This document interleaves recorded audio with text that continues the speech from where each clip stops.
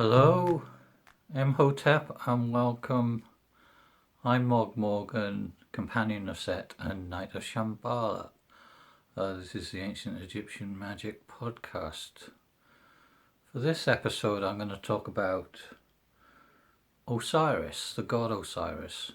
I've probably talked about it a lot before, but it really does need a lot of discussion. It's so important. And the particular aspects of it that I've been researching. And as it happens, I've just finished a month. All the people following the schema in the Egyptian magic, but I've just finished a month of dedication to the god Osiris, which kind of mirrors the magic that people did in ancient Egypt, where a whole month pretty much was devoted to the important deity Osiris and his mysteries, especially at Abydos. And this is kind of connected with an object called a corn mummy, which is a kind of fetish object, really, which is constructed, made in a kind of with special substances, really. And various things happen to this, and you do magic with it. You make it, and you kind of parade it around, and eventually it's buried again, in kind of stages, really. And sometimes there are two of these things as well. One devoted to Osiris, and one for an older deity of the underworld, which is Soka. So they kind of get one of each. There's quite a lot of information emerging all the time about Osiris. And this was particularly important, as I've kind of alluded to before, in the way magic comes to us in the modern world, for the route that it takes through a thing that we call alchemy, of course, which has its basis in Egypt, but exactly how is the big question. And how do you actually make sense of these things? And alchemy, magic, if you like, is very much tied up in its Egyptian origins, as we discovered, with the cult of Osiris. Osiris, in the first alchemical texts, Osiris and Isis, of course, but Osiris and the mysteries of Osiris are referred to several times, or many times, in fact, as being the key thing. And this is interesting because the Zosimus of Panopolis, Zed, if you like, who wrote this amazing book of pictures, which is a kind of magical record, really, of the work that he did. He lived in a part of Egypt, Akhmin, which is apparently close to the Osireion, which is the resurrection chamber that exists in Abydos. I kind of, as I was researching this, every time the cycle comes around, I do a bit more research, discovered that the famous Osireion at Abydos, there are actually others of these have now been discovered, these resurrection chambers. That's probably the most complete one. There's a fairly complete one at a place called Osireions, which is amazing, really, because very little survives of the pharaonic remains, but they've discovered an underground mystery chamber dedicated to Osiris and resurrection, the mysteries of resurrection. There was one at Karnak, not so much remains of that. There was one at the Serapion, which is in Alexandria, a few remains of that. And strangely enough, to link with stuff that I've kind of already spoken about, there may even be one in this hidden underground chamber in the Great Pyramid, which there's always much speculation about. that could be a kind of Osirion as well. It's certainly what the ancient writers thought it was connected with. The Osirion, the Greek historian, traveller, whatever, Herodotus actually on his travels was taken there and to this underground chamber, the resurrection chamber, and he said that the River Nile had been diverted into this, which is kind of it wasn't true that the River Nile. I don't think the River Nile was actually diverted into it, but it was a place of water as well. Water is very, and connection with the mysteries of water is one of the essential mysteries for this and for alchemy. And in later alchemists, they kind of take these ideas from often from pharaonic texts as well. It's a surprising fact that even when the language was forgotten, a lot of the imagery of ancient Egypt and famous monuments found their way into obviously Greek records and later Islamic sources translate these things. And the translated in the context of these are the alchemical texts that then find their way into the Western world. So in a way, we're going back a little to the sources of this sort of thing to kind of make sense of it. With alchemy, it's almost like from the clues. There's a strange thing about alchemy. There's huge literature, but it still seems to be difficult to make it work. But it's almost like the process of making it work takes you into other areas and has been hugely productive and interesting for in the Islamic world and in the medieval world and later even the modern world, these alchemical mysteries. Whether they're exactly the same as the things they were referring to in the pharaonic texts is a moot point. Some of it, yes, because even the very early sources, like as with everything, they reveal and they conceal at the same time. It's kind of frustrating, really. I was looking again at this book of pictures, which really you can't help think that they're kind of there's a mystery. There's a sexual mystery basically. There's the element of sexual magic or emotional magic is obviously important to ancient alchemy. This isn't just a modern projection back onto it. Some people think because Aleister Crowley, of course, took this same view, and people think, oh well, he wouldn't he? But it does seem to be there. But of course, at that particular time, there was a certain amount of Puritanism.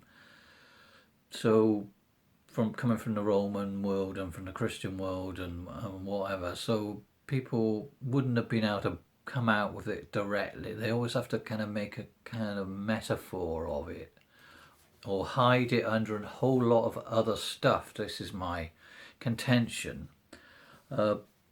So Zosimus has this partner, magical partner called Theo or Theosabia to give her a full name,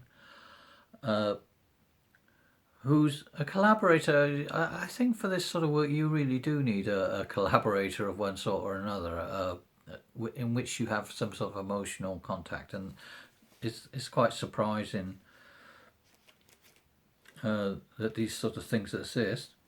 So it's a kind of this idea of the golden couple. You need a golden couple to do this sort of work. I'm not saying what gender they have to be. They could be, in my opinion, they can be male, female, or two men, two women, or any combination. It's not really too much of a gender. It's more the fact of working with another person in an emotional way. That's the key thing. His book, which is going to take years to kind of really disentangle all this stuff, because, as I say, they're disguising it, but there's this enormous dialogue, this stream of consciousness in this thing, in which literally thousands of questions are put into the mouth of one or the other, and he kind of answers them or she answers them. And I think the idea is that hidden in all of this great mass of questions, the truth is there. But one thing that does, I'll give you a taster of it if you like. He says, uh, says how she's said, how am I ever going to kind of make sense of all this? Right, it's so complicated, and you tell me this and you tell me that and whatever. And I find it a bit difficult, as is obvious from all these questions. And he says, how are you? I tell you what, he says, I'll try another way, which is I'll appear to you in a vision while you're awake. And she says, this literally, she says, how are you going to do that? And he says, you're going to ask, see my spirit, and you're going to be able to ask my spirit. So this is obviously another one of these ancient techniques. You can dream when you're asleep, and you can dream when you're awake. It's an interesting distinction. So she's going to see his spirit, and maybe sometimes it won't be completely appropriate whether you will see it. And from that,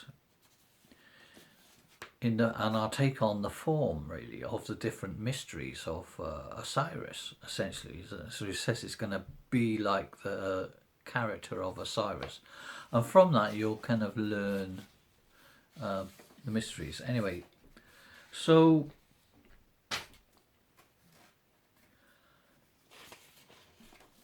what crops up a lot in all of this material, in this alchemical stuff, is some sort of reference to something that happens at this place called the Osirion. All right, I said there are several of them, but I was looking at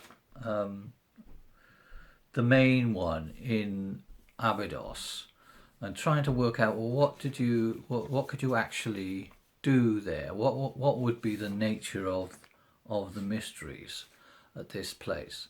Because we only know about it from a kind of ruined state, and it has this I've described this very kind of mysterious story attached to it itself. Right? Some people are still in quite high-profile films and stuff like this, still trying to say that the Osireion is this megalithic building, i.e. prehistoric building, pre-Egyptian building, really, but it really isn't. But as I try to explain, it's kind of given that it looks that way. It's almost like the Egyptians deliberately made it look quite kind of archaic. And it's also the fact that it's unfinished, which may be deliberate and maybe not. Nobody quite knows. Okay, so I was looking at this building to kind of work it out, and you can see, if you're lucky enough to watch the actual YouTube version of this with the pictures, then you'll see some of the illustrations of this. So what could they have actually done in this building?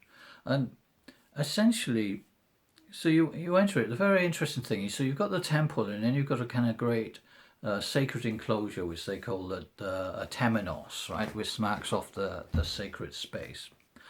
And the Osirian has its own entrance that breaks through the temenos and sort of goes underground and leads you into this underground crypt. And other kind of writers such as Strabo, other Greek travellers and historians, have described it as the sort of thing when you travel, the sort of thing that the locals or the priests or whatever took you to go and see.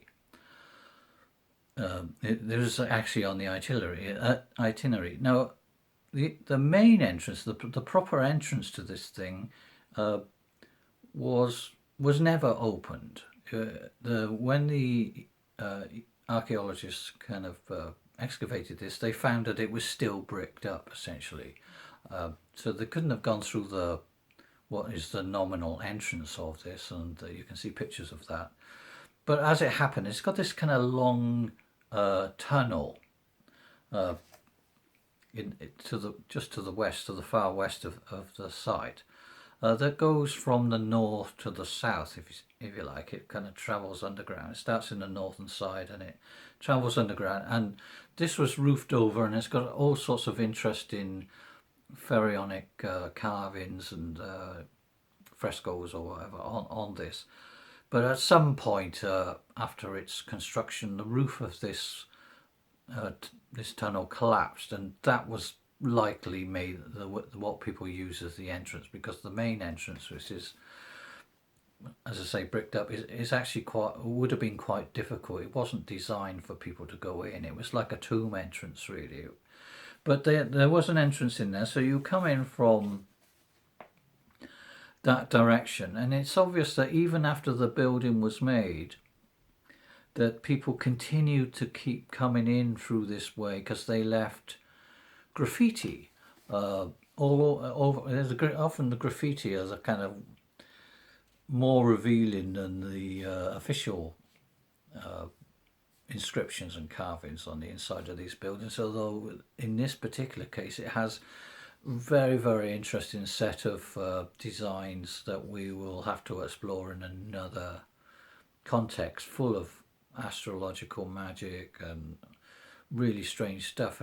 Though it has to be said that the first archaeologists, when they read this stuff, they were very, very dismissive. They said it was kind of degenerate and didn't make sense and it was nonsense and blah de blah.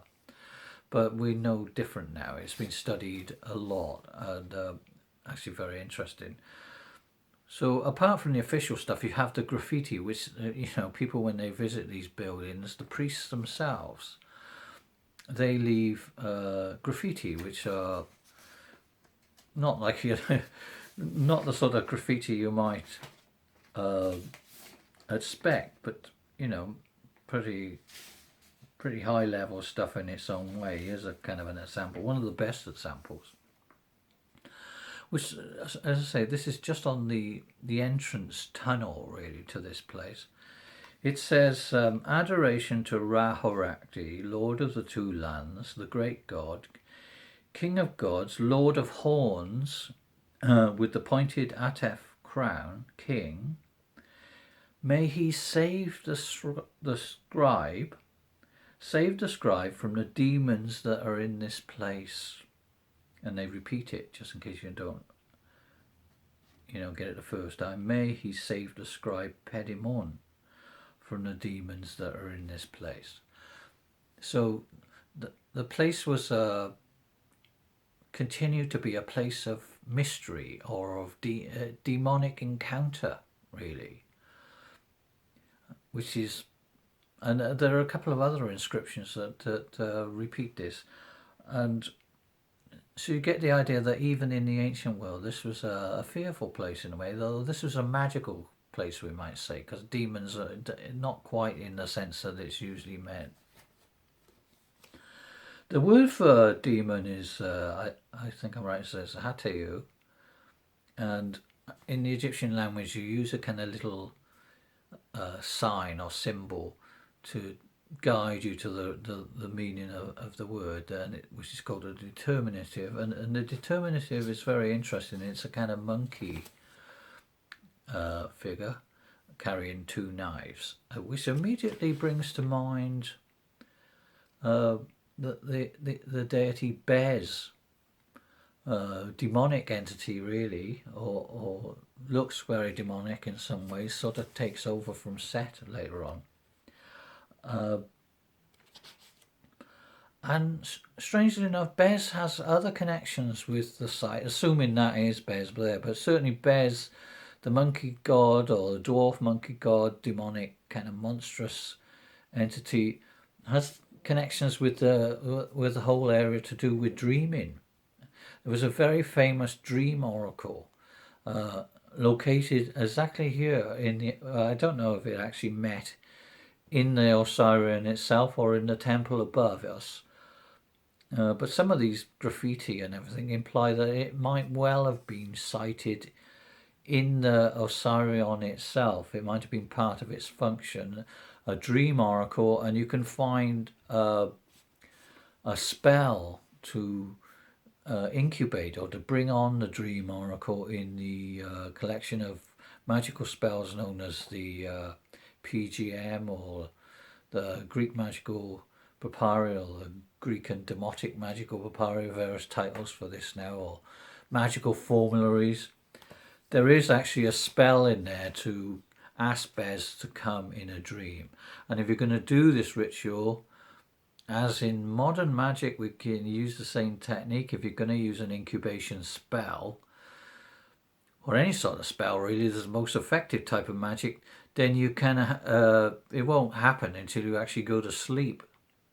I know we refer to having a vision while you're awake, so it's possible it might come, but usually the standard technique was to say the spell and have the amulet and maybe some special substances, and then sleep within the precinct, within the temenos, within the temple somewhere, perhaps in the Osireion, and a dream would come and there would be people on hand to interpret it for you and tell you what it meant. There were also a type of thing called a ticket oracle, where your request to the dream entity, to the entity you're going to invoke, was written on a kind of ticket. 2 copies were kept.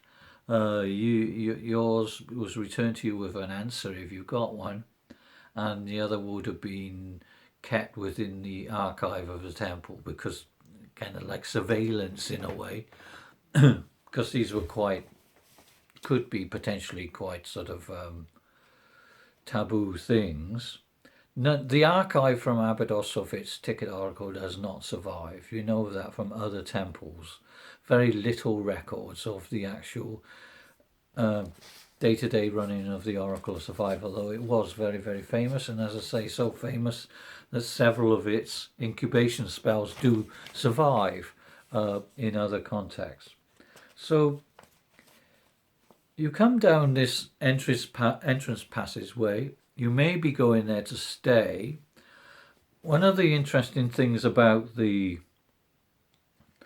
building underground, which is contested, is that it has this sequence of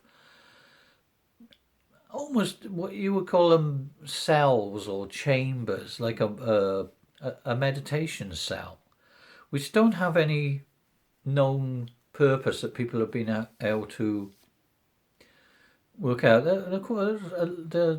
Depending on how you count them, there are a dozen in one direction and a few others on the other wall and whatever. And it's quite likely, I think, that people visited and maybe they bunked down in these cells for the night in order to receive the oracle, which, when you combine it with the incredible atmosphere of the place, you can see why people might be kind of a little bit wary of the sort of demons they might encounter.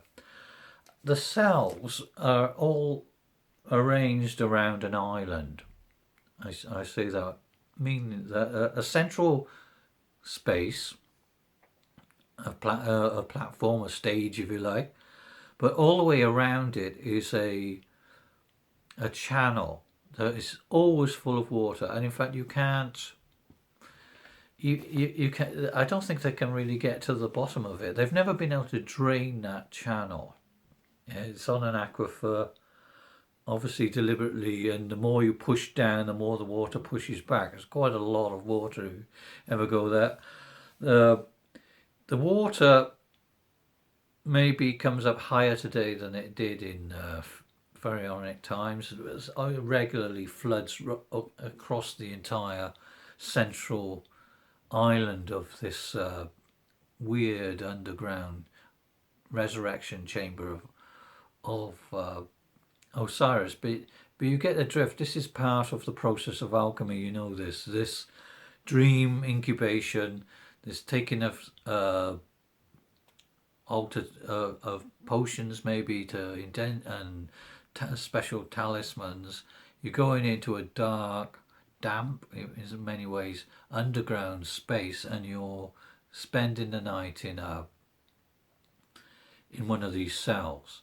Which, if you know, I've spent time in damp cave-like structures, and you don't really sleep so well. So which maybe is part of the way that it works. But as I say, all the time you would have needed kind of gangplanks, some to get into the cells as well. So once you're in them, you can't easily get out again unless they leave the plank there. It's quite likely that you go into the cell and they withdraw the planks until a few hours later, or until the morning comes or whatever, and you ask to be let out. So this is kind of already quite spooky, isn't it? Really, I think. So the central island has a space for the sarcophagus, of something, probably a statue, I would have thought, or a model, one of these corn mummies that we've talked about, and you can see pictures of, but probably one on a very large scale, probably life size, perhaps even larger than life size, because there are some versions of these models that are kind of almost colossal, gigantic things. So there would have been this mummy, right, in place in the centre, perhaps when not all the ritual is taking place. And there's another kind of space for what's called the canoptic jars. So the canoptic jars, which are the 4 jars that hold the various organs of the body, they are probably important for this process of resurrection, and probably the process of alchemy itself. So you have the corpse, which is often depicted in later alchemical texts, and you have these jars with substances in them, with bodily fluids in them, essentially. The thing that kind of confused the first archaeologists who worked on this chamber was the fact that beyond the island, so you go deeper into it, so we're moving from the west end, so the tunnel comes in and we go through, we can turn, let's say we can turn east, and we can sort of move through the central part of this structure, where to the right and left are these cells for people to stay in, that we can, by the use of another gangplank, as they do nowadays, you can get across the central channel, because there's no way across otherwise. You need a wooden plank or something to get to the central place where there would have been a statue of Osiris and this canoptic remains. And then if we kept going, the channel comes round again, and with the use of another gangplank, which, as they do today, in order to allow visitors to see some of these inner structures, you go across the channel at the other end, and essentially there is a sarcophagus chamber. There is a tomb, a stylized tomb, with the same shape as the tomb that you would find in the first pyramids, or very early pyramids like the Pyramid of Unis, or whatever. So there's a chain, and it's decorated with some incredibly important astrological remains. So what confused them was that it's obviously you've got two tombs here. It's a double tomb. There's the tomb with Osiris in the centre of the island, surrounded by water. And I remind you, in the myth of Osiris,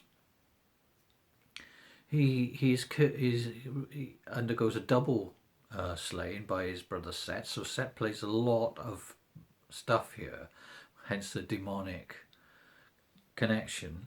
He's drowned, so we're already surrounded by water, which can rise up and drown, and there are all sorts of elements to it that kind of point to that process as sort of almost like a reenactment of the process of submerging the body in water, which is one of the key parts of resurrection in alchemy. The body has to be submerged within water, has to be killed in a way. Exactly what sort of water and what might be in the water and what is meant by that, these are also secrets that maybe not going to reveal, or maybe we don't know them all yet, but it's very suggestive. As is well known, the drowning is not. Osiris is killed by drowning, but Set decides it needs a little bit more and kind of kills him again, really. He tracks it down the corpse and he chops it up into various portions, the number of portions being very significant magically as well, whether it be 14 or 15. And in the corn mummies, they reenact they reverse the process. So this process of dismemberment into so many parts, and then bringing it back together to make a whole fetish. This is incredibly important part of Egyptian magic, and I would say of physical resurrection. I'm not saying when at death. This is in life. This is for the living. These are mysteries for the living. They reenact these every year, and the magicians and alchemists probably do it more often. This is what this account is about. So you've got the place of the drowning in the centre, and then you've got this other chamber. Say early archaeologists couldn't kind of work out. They thought it was a kind of mistake, right? They said, oh, obviously they didn't know what they were doing, did they? They built two places to bury it. How silly, ha ha. Because we now know that this two-stage burial in the cult of Osiris is enacted every year anyway. That's what the corn mummy, that's what happens to it. It's put in one place, having been made in the course of, with all these magical ceremonies and alchemical potions and concoctions, some of which we're only just discovering what they are and reconstructing them and doing them. Some of them we can work it out. And there's a second sarcophagus, so that at the end of this ritual, the it could be that the current fetish is moved into the main tomb, and the one from the previous year is put into another tomb. So there's a kind of always this stage of it stays in position for a year, and then it's moved into another place, and a new one takes its place. This kind of rotation, if you like, implies that the Osireion was used for that, and I think that's on a large. I think what's confusing is it's not. You don't usually see this on such a large scale. Usually the corn mummies are about maybe 18 inches, 2 foot, very beautiful things, but this is more than life size. But there again, we're talking about Seti the First, who was one of Egypt's greatest pharaohs, and he built this structure, this special place for on a huge scale. It shows the level of his work, really. So that we call it the Osirion. The actual name of this structure is being discovered from these graffiti. In fact, it's the hidden place of the underworld. The hidden place of the underworld. That's the real name of the Osiris. Like the hidden place of the underworld in the Great Pyramid and other places. Because as I say, we now have other examples of the Osirion. We can see probably there are a lot more of them that to be discovered or to be or to whose remains we might find. So this is the heart of magic, really, and of alchemy, is this process in the resurrection chamber. So much of which we can repeat. As I say, the dream incubation section of it, obviously it would be the work of the imagination. It would be much more facilitated by access to one of these chambers. But there are obviously other things going on in the sights and smells and tastes and substances that are being constructed or being brought together, assembled for this mummy. And then you've got this other chamber, this other transformation chamber, this other sarcophagus, which is kind of the weird thing about it. Nobody's completely sure whether the other chamber is... Look, you can go into it now. They've kind of broken a hole through the masonry to get into it, but there was no entrance to it. It was a kind of elaborate room, but it like one of the rooms above as well, because there's a room connected above to this, which it's quite possible that the room was you could only enter it, despite all these incredible objects and images that exist within it. Secrets, really. The secrets were sealed away. The book of the goddess Nuit and Osiris was sealed away inside this chamber, which again is kind of quite astonishing. It implies that, again, we're talking about dreams and astral work, and as well as a physical component, because you mustn't underestimate the fact there's a physical aspect to this. It is about a relationship between people, and the magic, the relational magic that exists between people. It's not all just work of the imagination. It's a psychophysical or psychosexual mystery that is being played out here, that is being reconstructed, and it kind of flows into the entire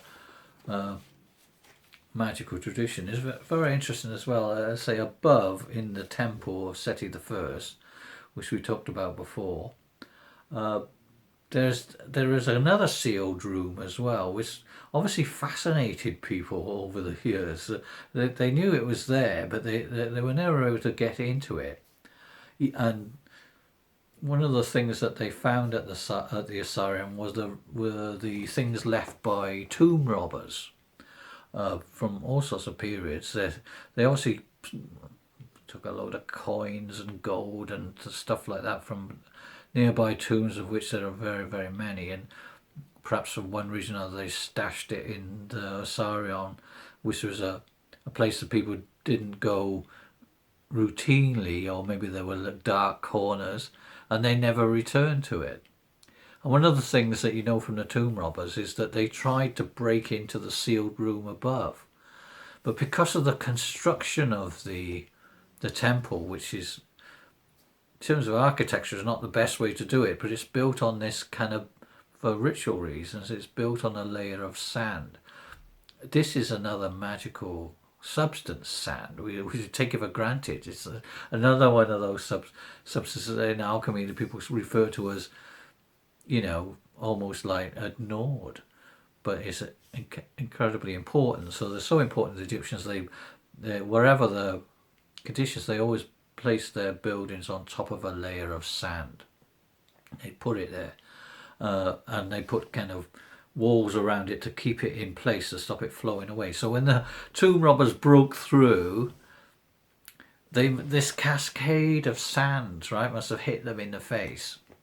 And the more they went, the more the sand piled on top of them and everything. Because if you like, the entire foundations of the upper temple would have just kept flowing. They would never have got through it. Current archaeologists weren't able to go through it. Yeah, these constructions, even with modern pumps and all this sort of stuff, they couldn't get through it. So the ancient tomb robbers had no chance. So they just retreated, and I think they backfilled it and just left it. And they never were able to find what was in the hidden room. I'm not sure if anybody knows even today. But these sealed entities, these sealed rooms, again, which you have close to you as you're doing your astral, this psychosexual work as well, these seem to be all part of the mix. And if you look at alchemical texts, later ones, with that in mind, you see it. You see it in the sequence of the tarot even, but you certainly see it in alchemical texts. The importance of the chamber, the resurrection chamber, and then all of the other things that exist around it, the building. Anyway, that was a first look, or not a first look, but it was a look at some other deeper mysteries within the Osirion.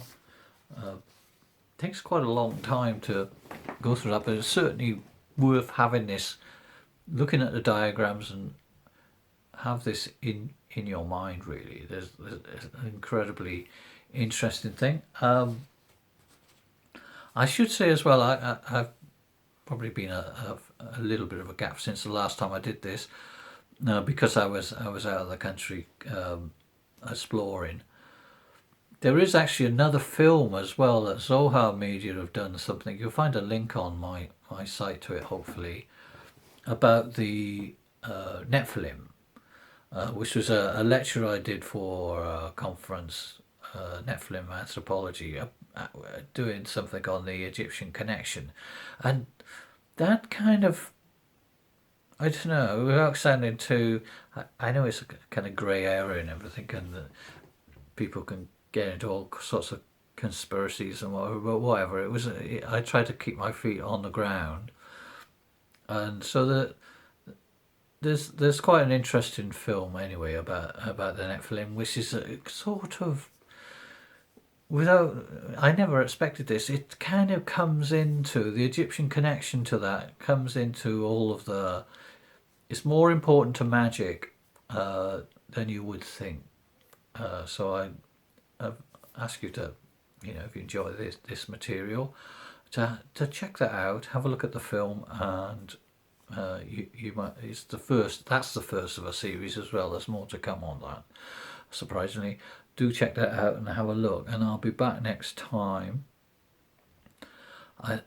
Let's see, Osiris month is over. It's the month of the ancient goddess Neith, so I have to talk about her at some point. But I think next time we're going to talk about the decans and try have another go at explaining what is so special about that sequence of imagery and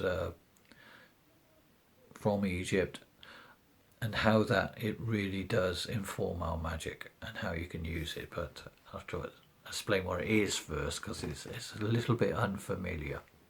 And with unfamiliar things, you often have to talk about them a few times from different perspectives, and I'll do that next time. Okay, so thank you for listening, and stay well, and Seneb Tea.